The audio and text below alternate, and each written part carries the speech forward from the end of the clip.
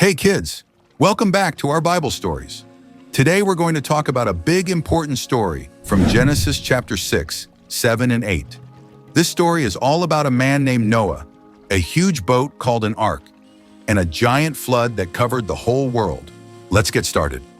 A long time ago, after Adam and Eve, the world started to fill up with lots and lots of people. But guess what?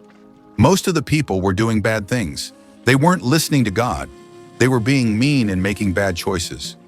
This made God really sad because he wanted everyone to be kind and good, like he made them to be. But there was one man who loved God and listened to him. His name was Noah. Noah was different from everyone else. He was good, kind, and loved God with all his heart. So God told Noah about his big plan.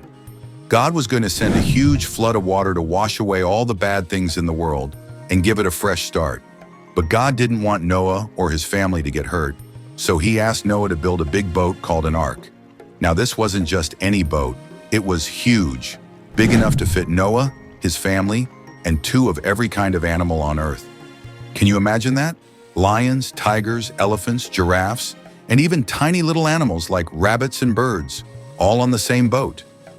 God gave Noah special instructions on how to build the ark. And even though it took a long time, Noah listened carefully and did everything just as God told him. Noah's neighbors probably thought he was a little crazy building such a big boat, especially when there wasn't any rain, but Noah trusted God. Then when the ark was finished, God told Noah to bring 2 of every animal, 1 boy and 1 girl, onto the ark. So Noah gathered up the animals, 2 lions, 2 bears, 2 turtles, everything you can think of. And of course, Noah brought his family too. His wife, his 3 sons, and their wives. They all got on the ark, safe and sound. And then it started to rain. It rained and rained for 40 days and 40 nights. The water covered everything, the houses, the trees, even the mountains. But Noah, his family, and the animals were safe inside the ark.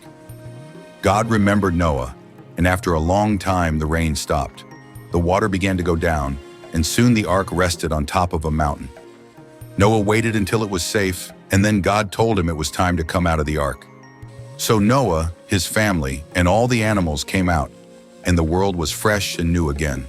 God was so happy with Noah's obedience that he made a special promise called a covenant.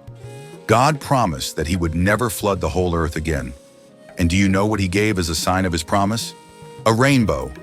Every time we see a rainbow, we can remember God's promise to Noah and to all of us. So that's the story of Noah and the great flood.